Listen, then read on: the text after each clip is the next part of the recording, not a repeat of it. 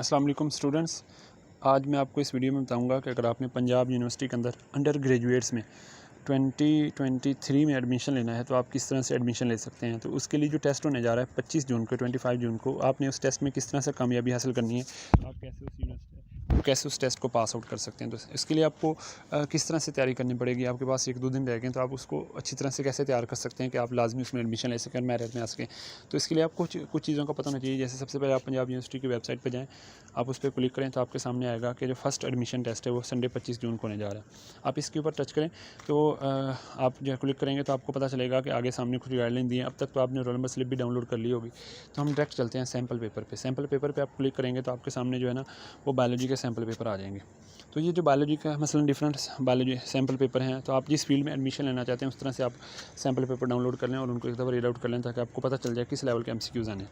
मिसाल के तौर पे हमने बायोलॉजी के जो सैम्पल पेपर हैं हम उनको डाउनलोड कर लेते हैं। तो मैंने बायोलॉजी का सैम्पल पेपर पहले ही डाउनलोड किया हुआ है, तो मैं आपके सामने इस बायोलॉजी के सैम्पल पेपर को शेयर कर देता हूँ। ठीक है जी। अब आपके सामने जो है ना बायोलॉजी के सैम्पल पेपर शो हो रहे हैं। अब इस देखें जी, उसमें बताया गया है कि हम इसको पढ़ ही लेते हैं। Which technique is used to test whether certain nutrient is essential for plant और नॉट। इनमें से कौन सी टेक्निक है जिसको हम यूज़ करके ये चेक कर सकते हैं कि प्लांट के लिए कौन सा न्यूट्रिएंट ज़रूरी है या नहीं। टिश्यू कल्चर टेक्निक, इससे तो प्लांट को ग्रोथ करवाया जाता है। हाइड्रोपोनिक कल्चर टेक्निक, इस टेक्निक में प्लांट्स को पानी के अंदर ग्रो करवाया जाता है और यही टेक्निक है जिससे हम पानी के अंदर मिनरल ऐड करके न ऐड करके चेक कर सकते हैं कि मिनरल कौन सा प्लांट के लिए इंपॉर्टेंट है और कौन सा नहीं है। बायोलॉजिकल कंट्रोल टेक्निक ये नहीं है जी। मोनोकल्चर टेक्निक ये भी नहीं है। ठीक है, तो बेसिकली इसका आंसर तो आएगा बीटा। ठीक है, इसी में आप लास्ट पे देख लें, सेकंड लास्ट पे फोर्थ MCQs है which is not a example of disaccharide. इनमें से डाइसेक्राइड की एग्जांपल कौन सी नहीं है। सक्रोज डाइसेक्राइड है, 2 शुगर का बना होता है, ग्लूकोज और फ्रक्टोज। माल्टोज डाइसेक्राइड है, 2 ग्लूकोज का बना होता है। ग्लूकोज एक मोनोसेक्राइड है, ये सिंगल होता है। ठीक है ना, तो ये डाइसेक्राइड नहीं है फ़िलहाल। और लैक्टोज जो है वो जो है ना वो डाइसेक्राइड है, ये ग्लूकोज और लैक्टोज का बना होता है। ठीक है, तो इस तरह से जो है ना अगला MCQs भी पढ़ लें। Covalent bond between 2 monosaccharide is called as peptide bond, glycosidic bond. ठीक है, या इसे हम क्या नाम देते हैं, एस्टर बॉन्ड। तो अगर आप गौर से देखें तो आपको ये नज़र पता चलेगा कि 2 मोनोसेक्राइड के दरमियान जो कोवलेंट बॉन्ड होता है, 2 मोनोसेक्राइड के दरमियान जो बॉन्ड होता है उस बॉन्ड को हम क्या नाम देते हैं। बेसिकली उसके ऑप्शन आपके सामने स्क्रीन पर दिए गए हैं जी। तो इसमें आप देख सकते हैं the covalent bond between 2 monosaccharide is called as peptide bond, glycosidic bond, ester bond, phosphodiester bond. Peptide bond होता है 2 अमाइनो एसिड के दरमियान, तो 2 मोनोसेक्राइड जो शुगर है उनके दरमियान नहीं होता। ग्लाइकोसिलिक बॉन्ड कहते हैं उसको। एस्टर बॉन्ड जो है फैटी एसिड और ग्लिसरॉल के दरमियान होता है। फॉस्फोडाइस्टर बॉन्ड जो होता है ये एक न्यूक्लियोटाइड का दूसरे न्यूक्लियोटाइड के दरमियान बॉन्ड होता है जिससे जो है ना DNA बनता है, न्यूक्लिक एसिड बनता है। इसका आंसर जो आएगा वो फिलहाल आएगा बीटा। 2 मोनोसेक्राइड के दरमियान जो बॉन्ड होता है उसे नाम देते हैं ग्लाइकोसिलिक बॉन्ड, CO बॉन्ड होता है। अच्छा, इस तरह के MCQs के लिए आपने कैसे तैयारी करनी है ये मैं आपको डेमो लेक्चर देने जा रहा हूँ। अगर आपको ये लेक्चर पसंद आए तो आप इस तरह से मजीद लेक्चर लेने के लिए आप मुझसे रब्ता कर सकते हैं। तो आपको मेरा कॉन्टैक्ट नंबर शो होगा, आप उस पर कॉन्टैक्ट कर सकते हैं। मिसाल के तौर पे आप चैप्टर 1 खोलते हैं बायोलॉजी का और आपको नहीं पता कि आपने इसमें से जो है ना वो किस तरह से तैयारी करनी है। तो मिसाल के तौर पर आप इसमें से तैयारी करना चाहते हैं तो आपके पास बहुत सारे चैप्टर हैं, टोटल आपके 20 MCQs आने हैं, तो तकरीबन हर चैप्टर से आपको एक आना है। इस तरह एवरेज लगा लें तो आपके पास सेकेंड ईयर फर्स्ट ईयर के मिला के 23 चैप्टर हैं। तो आपको किस तरह से MCQs आने मैं बताऊंगा, कौन कौन से चैप्टर में से MCQs आना है ये भी मैं आपको बताऊंगा। तो पहला चैप्टर जो है अगर हम उसको देख लें तो पहले चैप्टर में ये बताया जाता है कि पहले चैप्टर में बायोलॉजी का मीनिंग है। बायोलॉजी किसे कहते हैं, बायोलॉजी का मीनिंग क्या है, ये आपको अच्छी तरह पता होना चाहिए। इसमें से क्वेश्चन आ सकता है। लफ्ज़ बायो का मतलब होता है लाइफ और लॉजी कहते हैं स्टडी को। इसी में पहले पैराग्राफ में बताया कि लाइफ के करैक्टरिस्टिक्स कौन से उनमें से पूछा जा सकता है, ब्रांचेस कौन कौन सी हैं, उनका मीनिंग क्या है, हर एक ब्रांच का मीनिंग पता होना चाहिए। ये सिंपल से MCQs आपको आ सकते हैं कि जैसे पैरासाइटोलॉजी में हम किस चीज़ को स्टडी करते हैं, तो पैरासाइट को स्टडी करते हैं। जैसे पूछा जाए structure is studied in which branch of the biology, structure को किस ब्रांच में स्टडी करते हैं। पहला ऑप्शन मॉर्फोलॉजी, दूसरा पैरासाइटोलॉजी, तो Charlie option both of these, तो बोथ ऑफ दीज लगेगा क्योंकि मॉर्फोलॉजी में स्ट्रक्चर तो पढ़ते ही हैं, पैरासाइटोलॉजी में भी स्ट्रक्चर को हम पढ़ते हैं। अगर आप गौर से देखें तो आपके सामने लिखा हुआ है कि हम पैरासाइटोलॉजी में स्ट्रक्चर को पढ़ते हैं, मोड ऑफ ट्रांसमिशन को, लाइफ हिस्ट्रीज़ को और होस्ट पैरासाइट रिलेशनशिप को।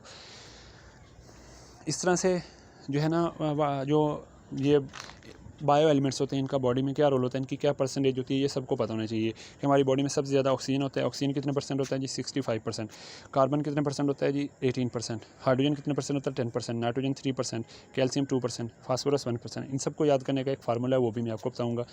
तो इसके बाद डिफरेंट लेवल्स हैं। अब आपको सारे लेवल्स वहाँ से पढ़ने की ज़रूरत नहीं है। अगर आप पेज नंबर 4 पे आप देखें तो आपको ये क्या दिखाया गया है जी, एक फ़्लो चार्ट दिखाया गया है। इसमें आप नीचे से ऊपर हैं, सब एटॉमिक लेवल सबसे पहले है, उसके बाद एटॉमिक है, उसके बाद मॉलिक्यूलर लेवल है, उसके बाद ऑर्गेनेली है, cell, tissue, organ system, multicellular, individual है, स्पीशीज़ है, पॉपुलेशन है, कम्युनिटी, इकोसिस्टम और बायोस्फीयर है।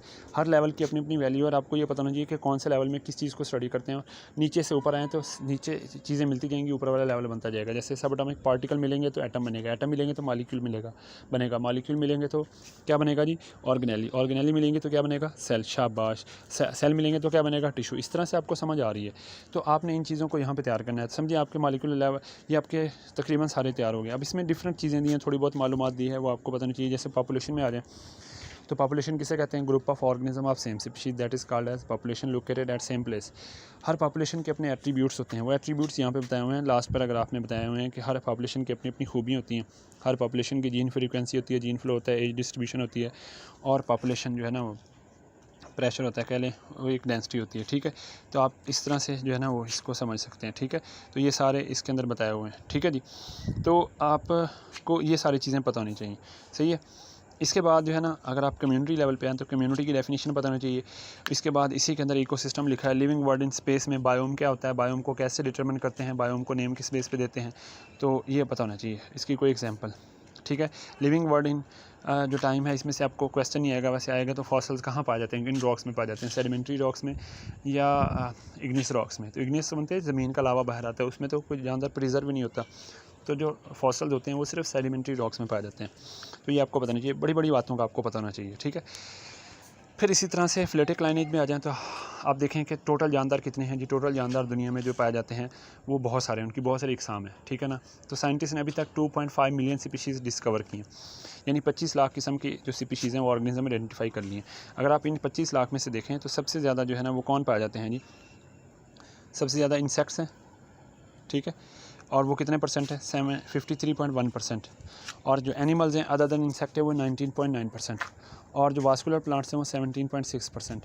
और जो बाकी बच जाते हैं वो 9.4%। अब पूछा जाए एनिमल्स कितने परसेंट हैं, एनिमल्स 53.1% हैं या 53.1 से मोर हैं, तो 53.1 से मोर हैं, क्योंकि 53.1 तो सिर्फ इंसेक्ट्स की स्पीशीज़ की परसेंटेज है और बाकी भी एनिमल्स हैं। तो इस तरह से अगर टोटल एनिमल देखा जाए तो 73% सिर्फ एनिमल्स बनते हैं, 50 जो 1.3% है और जो 19.9% है, इनको जमा करें तो ये टोटल बनता है कितना जी, आपके सामने बनता है जी। इस तरह से आप जो है ना वो परसेंटेज बता सकते हैं। बायोलॉजिकल मेथड में आपको पता होना चाहिए कि बायोलॉजिकल मेथड के कौन से स्टेप्स हैं, उनकी तरतीब पता होनी चाहिए, और आपको पता होना चाहिए ऑब्जर्वेशन किससे बनाई जाती हैं। ऑब्जर्वेशन इसका पहला स्टेप है, तो उसको 5 सेंसेस से बनाया जाता है, स्मेल से, ठीक है, टच से, ठीक है, इस तरह विजन से, हियरिंग से और टेस्ट से, इससे बनाया जाता है 5 ऑब्जर्वेशन को यूज़ करके। तो ये 5 सेंसेस जो होती हैं ना, इनको इस्तेमाल करके हम जो है ना वो ऑब्जर्वेशन बनते हैं, मुशाहदा करते हैं। उसके बाद ऑब्जर्वेशन को तरतीब दें तो आपके पास हाइपोथेसिस बन जाता है। हाइपोथेसिस बनाने के रीजनिंग के बेस पे 2 तरीके हैं, डिडक्टिव इंडक्टिव। रीजनिंग में इफ़ और देन की लॉजिक यूज़ करते हैं, अदर मेथड भी हैं।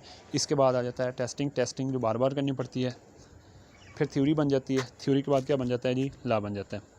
गुड थ्योरी कैसी होती है, इसके ऊपर MCQs आ सकता है। गुड थ्योरी प्रोडक्टिव होती है। ठीक है, इसी तरह आगे आ जाएं, what is the role of biology in services of mankind. इसमें सबसे पहले बताया गया कि बायोलॉजी ने किस तरह से फूड प्रोडक्शन को इंक्रीज़ किया।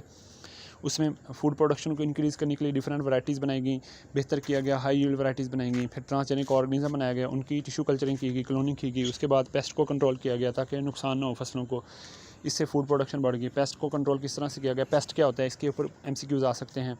बायोपेस्टिसाइड कौन होता है, इसके ऊपर MCQs आ सकते हैं। ठीक है, सैम्पल पेपर में इसके ऊपर MCQs भी दिया हुआ है। और यहाँ पे जो है ना इसको कैसे कंट्रोल कर सकते हैं, बायोलॉजिकली कंट्रोल क्या होता है। ठीक है, हाइड्रोपोनिक कल्चर टेक्निक क्या होती है, IDM क्या होता है, integrated disease management. Hydroponic culture technique के ऊपर भी जो है ना वो MCQs दिया हुआ है।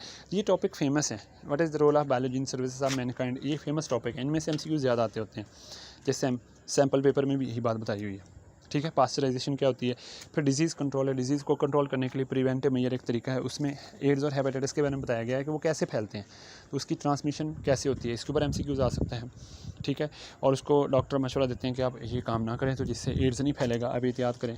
और वैक्सीनेशन है, पहली दफ़ा वैक्सीनेशन किसने की, ठीक है, एडवर्ड जेनर ने। तो बचपन में हम कौन सी डिजीज़ के ख़िलाफ़ वैक्सीनेशन करवा लेते हैं, स्मॉल पॉक्स कहाँ प्रेजेंट है। ठीक है, इस तरह से जो है ना वो आपको ये चीज़ें पता होनी चाहिए। ड्रग ट्रीटमेंट में एंटीबायोटिक्स कहाँ इस्तेमाल होती हैं, और कैंसर के इलाज के लिए कीमोथेरेपी और रेडियोथेरेपी से क्या नुकसान होता है, ठीक है।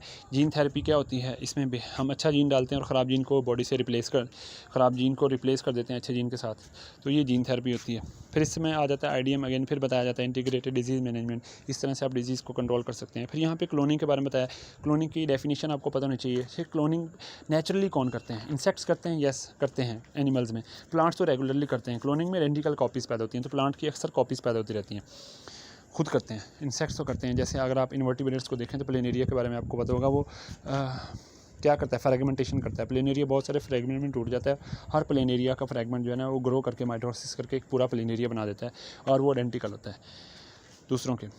तो जो है ना क्लोनिंग जो है पहली दफ़ा 1997 में स्कॉटलैंड में की गई और एक शीप बनाई गई। उस शीप का नाम क्या है जी, डॉली शीप है। इस तरह आप देख लें, इसके बारे में पूछा जा सकता है। जो हॉर्स होते हैं नॉन पेडिग्री, उनकी क्लोनिंग की जाती है। ह्यूमन क्लोनिंग पे बैन है। हम माहौल को कैसे प्रोटेक्ट एंड कंजर्व कर सकते हैं, माहौल में मसला क्या आ रहा है। दो तरह का माहौल के हिस्से होते हैं, एक माहौल में एक चीज़ होती है लिविंग और माहौल में दूसरी चीज़ होती है नॉन लिविंग, तो इन दोनों से माहौल बनता है। तो लिविंग को कहते हैं बायोटिक। बायोटिक में क्या प्रॉब्लम है, स्पीशीज़ ख़त्म होगी, एक्सटिंक्ट होगी, थ्रेटन होगी। क्या वजह थी कि हैबिटेट लॉस हुआ, ठीक है, डिफॉरेस्टेशन हुई, पोल्यूशन वगैरह की वजह से। फिर उनको बचाने के लिए क्या कर सकते हैं हम, वाइल्ड लाइफ एरियाज़ बना सकते हैं, पार्क्स बना सकते हैं, ज़ू बना सकते हैं, लेजिस्लेशन कर सकते हैं हम, ठीक है, और हम बैन कर सकते हैं कि ये काम नहीं करना है। इसी तरह दूसरी चीज़ जो है वो आपके सामने है कि जो एबायोटिक स्पीशीज़ हैं, एबायोटिक फैक्टर्स हैं, सॉरी एबायोटिक फैक्टर्स, उनमें क्या नुकसान है। एबायोटिक फैक्टर में ये नुकसान आया कि पोल्यूशन पैदा हुई, इंडस्ट्रीज़ ने पोल्यूटेंट्स पैदा किए, उन्होंने माहौल को बहुत ज़्यादा ख़राब किया, ठीक है। तो वो कौन कौन से पोल्यूटेंट्स हैं, लेड और क्रोमियम के बारे में बताया। तो क्रोमियम के ऊपर MCQs आएगा इंशाल्लाह। क्रोमियम के ऊपर MCQs आ सकता है कि जो क्रोमियम है वो कहाँ से पैदा होता है, टैनरी से, स्मोक से, तो टैनरी से पैदा होता है, तो लेड स्मोक से पैदा होता है। इन दोनों पोल्यूटेंट्स ने नुकसान किया। अब इसके बारे में क्या किया जा सकता है कि फ़िल्टर किया जाए जो मटीरियल निकल रहा है, ठीक है। इसी तरह से आप देखें तो लास्ट पे बताया गया पाकिस्तान के अंदर जो है ना, what is the national problem in Pakistan. Pakistan में जो कौमी मसला है वो जो है पोल्यूशन है, नॉट अ करप्शन, ठीक है। तो यहाँ पे आप देख सकते हैं, तो ये पोल्यूशन जो है इसकी वजह से जो एक्वेटिक बॉडीज़ हैं वो डिस्टर्ब हुई हैं, उसकी वजह से एक्वेटिक लाइफ बहुत ज़्यादा डिस्टर्ब हुई है। तो पाकिस्तान के अंदर जैसे एग्जाम्पल दी हुई है कि in Pakistan the lead is caused by the smoke, ठीक है ना। तो लेड स्मोक से पैदा होता है और इस वजह से आगे बहुत सारी प्रॉब्लम पैदा होती हैं। इस तरह से आप इसको प्रिपेयर कर सकते हैं। तो इस तरह से मैं आपको इस चैप्टर के बारे में जो है ना फर्दर MCQs भी डिस्कस करूँगा, हर चैप्टर के आपको नोट्स भी प्रोवाइड करूँगा। तो अगर आपने इस तरह से अपने PU की प्रिपरेशन करनी है, गाइडलाइन दे के इसके साथ आपको प्रॉपर MCQs प्रोवाइड किए जाएंगे ये प्रैक्टिस के लिए। तकरीबन हर चैप्टर में से आपको 50+ MCQs प्रोवाइड किए जाएंगे प्रैक्टिस के लिए, और इंशाल्लाह जो आपको MCQs प्रोवाइड किए जाएंगे उसी में से आपका टेस्ट होगा, ठीक है। तो पहले आपको 50 प्रोवाइड किए जाएंगे, फिर उसके बाद एंड पे इंपॉर्टेंट MCQs 100 देकर उसका एक गेस्ट पेपर बना के फर्स्ट ईयर का 100 सेकेंड ईयर में से, तो टोटल 20 आने हैं फर्स्ट ईयर सेकेंड ईयर से मिला के। मैं आपको टोटल 200 MCQs का गेस्ट पेपर दूंगा और इंशाल्लाह उसी में से आएंगे, वो सबसे लास्ट पे डिस्कस करेंगे। तो बुनियादी तौर पे हम सबसे पहले क्या करेंगे, हम सबसे पहले ये करेंगे कि आपके साथ डिस्कस करेंगे क्या चीज़, कि सबसे पहले हम आपके साथ डिस्कस करेंगे चैप्टर वाइज MCQs, ठीक है। फिर उसके बाद हम कंबाइन MCQs डिस्कस करेंगे। अगर आपको ये मेरी वीडियो लाइक लगी हो और आपको ये समझ आई हो कि आप इस तरह से पंजाब यूनिवर्सिटी के एडमिशन के लिए अच्छी तैयारी कर सकते हैं, तो प्लीज़ मेरे से कॉन्टैक्ट करें, ठीक है जी। तो आप इसी चैनल पे मेरा नंबर दिया है, ठीक है, तो आपको स्क्रीन पे मेरा नंबर भी नज़र आ रहा है, तो आप जो है ना कॉन्टैक्ट करके आप मुझसे रब्ता कर सकते हैं। मैं इसके बारे में आपको मज़ीद तैयारी करवा सकता हूँ। थैंक यू बच्चे, अल्लाह हाफिज़।